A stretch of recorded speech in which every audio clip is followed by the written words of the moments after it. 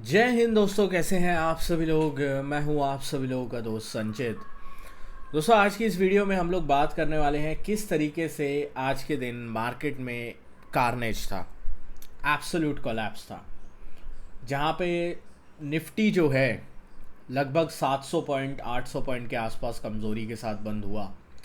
Bank Nifty 1800 point नीचे बंद हुआ। सेंसेक्स 2500 पॉइंट नीचे जो है अपने लेवल से बंद होता हुआ दिखाई दिया। मिड एंड स्मॉल कैप में भी मार्केट थी, अराउंड 2 से 3% की गिरावट मिड एंड स्मॉल कैप में भी हमें देखने को मिली। और इन सब चीज़ों का सिर्फ एक ही कारण है, क्रूड, यूएस ईरान वॉर और उससे क्रूड में उबाल आना। अब किस तरीके से हम लोग आगे प्ले आउट कर सकते हैं चीज़ों को, क्या पूरी सिचुएशन बन सकती है, सारी चीज़ें इस वीडियो में डिस्कस करने वाले हैं। दोस्तों, वीडियो शुरू करने से पहले चैनल को सब्सक्राइब कीजिएगा, बेल आइकन को दबाइएगा और इस वीडियो का लाइक हम रखते हैं लगभग 1500 लाइक्स, जो कि आप पूरा कर ही देंगे। तो चलिए अब ज़्यादा टाइम वेस्ट ना करते हुए वीडियो को शुरू करते हैं। देखिए, सबसे पहली चीज़ अगर मैं बात करता हूँ ग्लोबल मार्केट की, तो ग्लोबल मार्केट में एब्सोल्यूट कार्नेज हमें कल देखने को मिला, जहाँ पे यूएस 700-800 पॉइंट नीचे बंद हुआ। अभी भी अगर आप देखो तो इस वक्त की बात अगर हम करें ग्लोबल मार्केट्स में, तो डाउ फ्यूचर्स अभी भी नेगेटिव ही चल रहे हैं। ठीक है, यूरोप की अगर मैं बात करता हूँ 2.5% के आसपास तक की कमज़ोरी है। एशिया की अगर मैं बात करता हूँ तो लगभग 2.5 से 3% तक के आसपास की कमज़ोरी है। ये फ्यूचर्स रेट है, एक्चुअली मार्केट जो है इससे बंद होने के बाद और गिरा है एशिया में, तो इस वजह से काफ़ी ज़्यादा गिरावट एशिया में भी देखने को मिली है। चाइना हालांकि उतना बुरी तरीके से नहीं गिरा कंपेयर टू बाकी देश, बट हमारे लिए डबल वैमी जो है वो बन गई। एक, सबसे पहले कल जो टेलीग्राम पे मैंने आपको अपडेट दिया था, आई थिंक शाम को, कल मार्केट क्लोज होने से पहले ही मैंने आप लोग को एक अपडेट दे दिया था कि my view remains still the same. Panic एक बचा हुआ है, अभी भी पैनिक आएगा, पैनिक सिचुएशन क्रिएट होगी, ना ही सिर्फ इंडियन मार्केट्स में बल्कि ग्लोबल मार्केट्स में, just because of my analysis of the time cycle plus जो बाकी सारी चीज़ें चार्ट्स पे दिखाई दे रही थी। ठीक है, क्योंकि इन दी एंड बाज़ार ऊपर गया था सिर्फ रीटेस्ट करने के लिए, और उसके बाद आज एक ही दिन में 3 दिन की तेज़ी को बाज़ार ने बिल्कुल ख़त्म कर दिया। हुआ किस वजह से? ईरान के ऊपर जो है वो गैस फील्ड ईरान की जो है वहाँ पे अटैक किया गया। उसके बाद ईरान ने जो है वहाँ पे फेजेस में गैस फील्ड को बंद किया गया।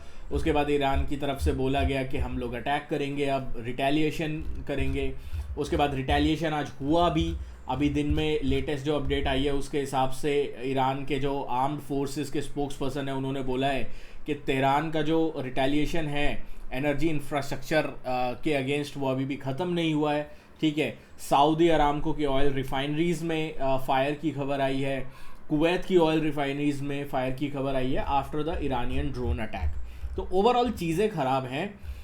कल हम कितना गिरेंगे, आगे कहाँ जाएंगे, ये एक अलग सवाल है, बट असली चीज़ ये है कि बाज़ार में वीकनेस है, ग्लोबल मार्केट्स उस चीज़ को दर्शा रहे हैं। और जब तक कोई ठोस कदम इस वॉर को रोकने का नहीं उठाया जाता है, तब तक जो है आई डोंट थिंक कि हमें जो है तेज़ी के बारे में सोचना है। ये व्यू हमारा 26,000 से था, जो लोग भी हमारे पुराने सब्सक्राइबर्स हैं वो जानते हैं। ये व्यू हमारा इस रैली में भी था। 3 दिन तक मैं आप लोगों को यही चता रहा था कि रैली में मत फंसिए, किसी भी दिन रैली बुरी तरीके से ब्रूटली फेल हो सकती है, और आज वो दिन हमें देखने को मिला। अब आगे क्या, सबसे बड़ा सवाल ये है। अभी पुरानी चीज़ें तो लोग कहेंगे यार आपने गिना दी, कि हाँ अब आगे का बताओ, क्या आपको सिनेरियो क्रिएट होता हुआ दिख रहा है। तो ये वीकली टाइम फ्रेम की कैंडल पे हम लोग आते हैं। बाज़ार के लिए आज का दिन बहुत ख़राब इसलिए था क्योंकि बाज़ार ने एक क्रिटिकल एरिया के बहुत करीब जो है क्लोज दिया है, 22,900। कल के लिए मेरे लिए मेक और ब्रेक एक लेवल अगर कोई होगा तो वो होगा 22,900-950 का जोन। अगर निफ्टी इस जोन को निर्णायक तौर पे तोड़ता है, चाहे वो गैप डाउन के थ्रू तोड़े, चाहे वो इंट्राडे में तोड़े, चाहे वो ऊपर खुल के फिर तोड़े, मेरे को 22,900 नहीं टूटने जो है वो दिखना चाहिए। अगर 22,900 से लेकर 22,850, ये आप 50 से 75 पॉइंट की रेंज आप पकड़ के चलिए। इस रेंज के नीचे अगर कोई भी हमें डेली क्लोज मिलता है, वो जो है निफ्टी में अराउंड मेरे हिसाब से 21,900 की जगह खोल देगा। 21,900 21,800 की जगह बहुत आराम से खुल जाएगी। तो कल के लिए एक ही लेवल मेरे पास है, ज़्यादा मैं जो है अलग लेवल्स की बात नहीं करूँगा, सिंपल एक लेवल रखते हैं कि 22,900 22,850 निफ्टी अगर होल्ड कर लेता है बहुत अच्छी बात है, कोई पॉजिटिव खबर आती है बहुत अच्छी बात है। बट अगर ये लेवल होल्ड नहीं होता, मेरे हिसाब से हम 21,850 21,900 की तरफ बहुत तेज़ी से जाएंगे, बहुत ज़्यादा तेज़ी से। तो इस चीज़ का अपने को ध्यान रख के चलना है। तो वहाँ पे फिर देखेंगे बाज़ार रुकता है नहीं रुकता, वो टूटता है तो फिर तो 20,000 के दरवाजे खुल जाते हैं। बट अभी के लिए सिचुएशन यही है। बैंक निफ्टी की हम लोग बात करते हैं। बैंक निफ्टी में भी इन दी एंड फाइनली बाज़ार में ख़राब क्लोजिंग, जो लो था प्रीवियस वीक का, उस लो के नीचे क्लोजिंग हमें बैंक निफ्टी में देखने को मिली। बैंक निफ्टी के लिए डिफरेंट इशू है। बैंक निफ्टी ऑलरेडी उस लेवल को तोड़ चुका है जो हम निफ्टी के लिए बोल रहे हैं कि हाँ यार मेक और ब्रेक एक लेवल है ना, वो निफ्टी का हमें ध्यान में रखना है। तो बैंक निफ्टी ऑलरेडी उस लेवल को तोड़ चुका है। वो लेवल था हमारा अराउंड 53,600 के आसपास, 53,600 के आसपास बैंक निफ्टी ऑलरेडी इस लेवल को तोड़ चुका है। अब जब तक बैंक निफ्टी 53,600 53,700 53,600 700 के ऊपर कोई भी डेली क्लोज नहीं देता, बैंक निफ्टी कमज़ोर रहेगा। और मोस्ट प्रोबेबली बैंक निफ्टी का जो अगला टारगेट निकल के आता है, पहला 51,900, ठीक है, दूसरा अराउंड 50,600, यहाँ तक की जगह बैंक निफ्टी में और दिखाई देती है, जो कि बहुत तेज़ी से पॉसिबल है। इस चीज़ का अपने को ध्यान रख के चलना है।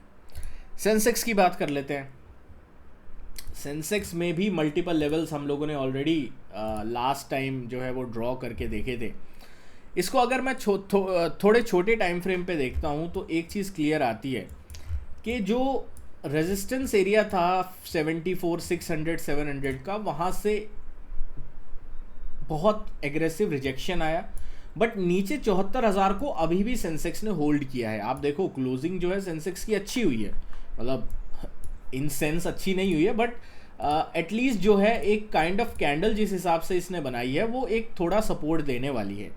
तो अब सेंसेक्स के लिए मेक और ब्रेक है 74,000 74,000 74,100। अगर कल के दिन सेंसेक्स जो है 74,000 74,100 के नीचे जो है ट्रेड करना स्टार्ट करता है, तो अगर मैं वीकली टाइम फ्रेम देखूं तो अगला जो लेवल 74,000 के नीचे मुझे सेंसेक्स का दिखाई देता है, जो ट्रेंड लाइन रिजेक्शन हमें एक दिख रहा है। अगला जो क्रिटिकल सपोर्ट दिखाई देता है सेंसेक्स में, वो दिखाई देता है अराउंड 73,200 के आसपास। और उसके बाद तो सीधा 70,000। अगर 73 के नीचे ये गया सेंसेक्स तो सीधा 70,000 हमें देखने को मिलेगा। इस चीज़ का अपने को ध्यान रख के चलना है। मैसिव सेल ऑफ है, एफआईज की मैसिव सेलिंग है। मेन चीज़ आपको जिसके ऊपर नज़र रखनी है वो है क्रूड ऑयल। उसके लिए आप हमारा टेलीग्राम भी ज्वाइन कर सकते हैं। कोई भी लेटेस्ट न्यूज़ अपडेट होती है आपको मिल जाएगी, डिस्क्रिप्शन में लिंक है, मैं आपको दिखा दूंगा। जो भी अपडेट होता है वो सबसे पहले पहुंचा देता हूं, ठीक है। तो ये चीज़ आपको ध्यान रखनी है। Let's hope for the best. I think for investors point of view से अगर आप सोचें तो वैल्यू बाइंग की अपॉर्चुनिटीज़ आ रही है और आगे भी आएंगी। बट पेन चार्ट्स के हिसाब से अगर हम देखें, टेक्निकली अगर हम चार्ट्स पे देखें तो पेन अभी भी बाकी दिखाई देता है। दोस्तों आशा करता हूँ वीडियो आपको पसंद आई होगी। वीडियो पसंद आए तो वीडियो को लाइक कीजिएगा। और आप टाइम साइकिल के बारे में और जानना और सीखना चाहते हैं तो मैं कमेंट सेक्शन में पिन कर दूंगा। IND मनी का अकाउंट ओपन कर लीजिएगा, उसके बाद हमें मेल लिख दीजिएगा। आपको जो है हमारा टाइम साइकिल कोर्स ग्रुप उसमें ऐड कर दिया जाएगा। Thank you so much for watching guys. जय हिंद, वंदे मातरम।